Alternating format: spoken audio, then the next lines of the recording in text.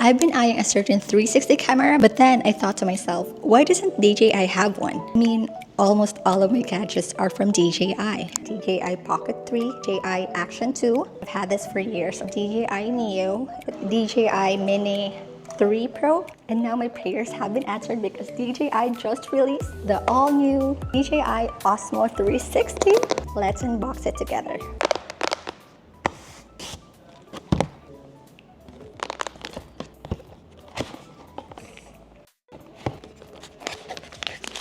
And cord, stickers, manual,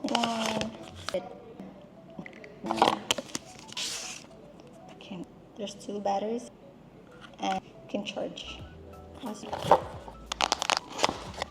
So small back.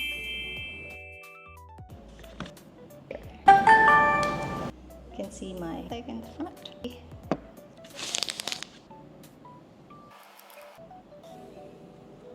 To 1.2 meters. So I'm going to a theme park tomorrow and I can't wait to use it and show you guys what this little camera is capable of.